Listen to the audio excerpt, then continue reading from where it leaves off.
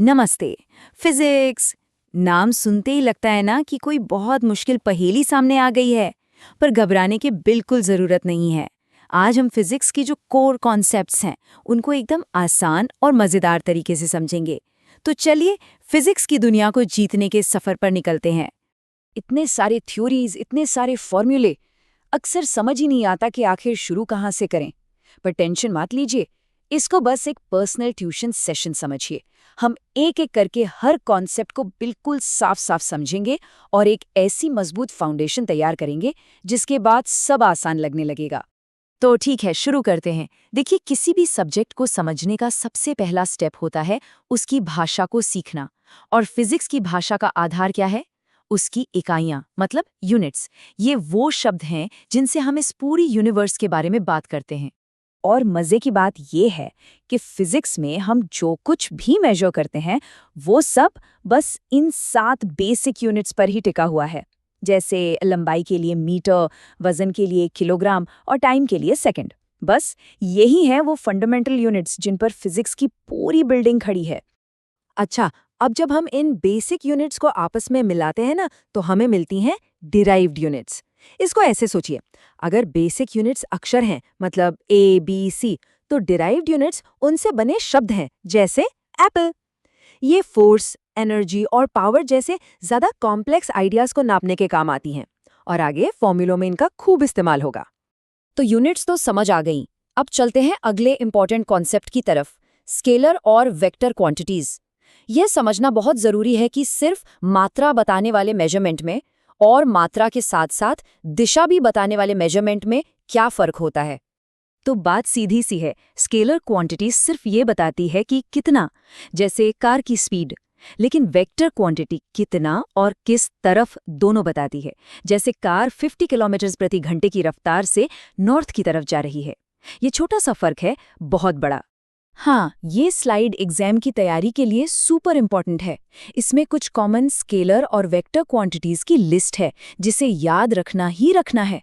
जैसे स्पीड एक scalar quantity है, लेकिन वेलोसिटी एक वेक्टर क्वांटिटी। इस एक फर्क को समझने से ही कई प्रॉब्लम सॉल्व हो जाती हैं। चलिए, अब बात करते हैं फॉर्मूलों की। इन्हें आप फिजिक्स की दुनिया के रूल्स ऑफ द गेम समझ सकते हैं। ये नियम उन सारे कॉन्सेप्ट्स को आपस में जोड़ते हैं जिनके बारे में हमने अभी बात की, और हमें बताते हैं कि असल में चीजें काम कैसे करती हैं। ये फिजिक्स के सबसे फंडामेंटल फॉर्मूलों में से एक है, F = मा। इसे ऐसे समझिए, एक भारी भरकम शॉपिंग कार्ट को धक्का देने के लिए ज्यादा जोर लगाना पड़ता है ना? जबकि खाली कार्ट को कम। मतलब ज्यादा मास को एक्सेलरेट करने के लिए ज्यादा फोर्स चाहिए। सिंपल।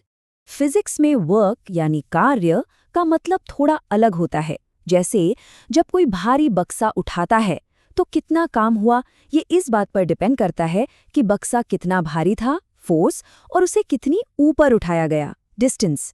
और सुनिए, अगर बक्सा अपनी जगह से हिला ही नहीं तो चाहे कितना भी जोर लगा लें, फिजिक्स की नज़र में कोई काम हुआ ही नहीं। कमाल है ना? और यहीं से पता चलता है कि पावर क्या चीज़ है। उसी बक्से को लेकर अगर कोई सीढ़ियों से दौड़कर चढ़े तो पावर ज्यादा लगेगी, भले ही वर्क उतना ही हो जितना चलकर चढ़ने में होता। तो पावर का सीधा मतलब है कि काम कितनी तेजी से किया गया। मोशन यानी गति, ये तो हमारे चारों तरफ है, हवा में फेंकी गई गेंद से लेकर सड़क पर दौड़ती कार तक। फिजिक्स के नियम ही बताते हैं कि कोई चीज कैसे चलेगी, कितनी दूर जाएगी और कितनी तेजी से। हम जो रोज गाड़ी चलाते हैं या पैदल चलते हैं, वो सब इन्हीं नियमों से कंट्रोल होता है। पता है, हमारा यूनिवर्स कुछ ऐसे मैजिकल नंबर्स पर चलता है जो कभी नहीं बदलते। इन्हें कहते हैं कॉन्स्टेंट्स यानी स्थिरांक। और फिजिक्स की प्रॉब्लम सॉल्व करने के लिए इन्हें जानना बहुत बहुत जरूरी है। इन्हें आप नेचर के चीट कोड्स भी कह सकते हैं। एक नज़र इस स्लाइड पर डालिए। ये वो फंडामेंटल वैल्यूज हैं जो हर फिजिक्स स्टूडेंट को याद होनी ही चाहिए। और ये सिर्फ एग्जाम के लिए नहीं है, इंजीनियरिंग से लेके एस्ट्रोनॉमी तक हर फील्ड में एकदम सटीक कैलकुलेशंस का बेस यही कॉन्स्टेंट्स हैं। ये है छोटा g, मतलब एक्सेलरेशन ड्यू टू ग्रेविटी। ये एक बहुत ही कॉमन कांस्टेंट है। ये बताता है कि धरती के पास कोई भी चीज गिरने पर कितनी तेजी से एक्सेलरेट होती है। जब भी कोई चीज गिर रही हो या फेंकी जा रही हो, कैलकुलेशंस में इसका रोल बहुत इंपॉर्टेंट होता है। और अब ये नंबर देखिए, ये है प्लैंक्स कांस्टेंट। देखने में ये एक बहुत ही छोटी संख्या है, लेकिन ये क्वांटम मैकेनिक्स का आधार है। जी हाँ, वही फील्ड जो एटम्स और पार्टिकल्स के बिहेवियर को कंट्रोल करती है। हमारे स्मार्टफोन से लेकर कंप्यूटर तक आज के सारे मॉडर्न इलेक्ट्रॉनिक्स की नींव यही छोटा सा नंबर है। बहुत बढ़िया, तो हमने फिजिक्स की भाषा भी सीख ली और उसके कुछ बेसिक रूल्स भी जान लिए। अब टाइम है ये चेक करने का कि हमें कितना याद रहा। एक छोटे से पॉप क्विज के लिए तैयार हो जाइए।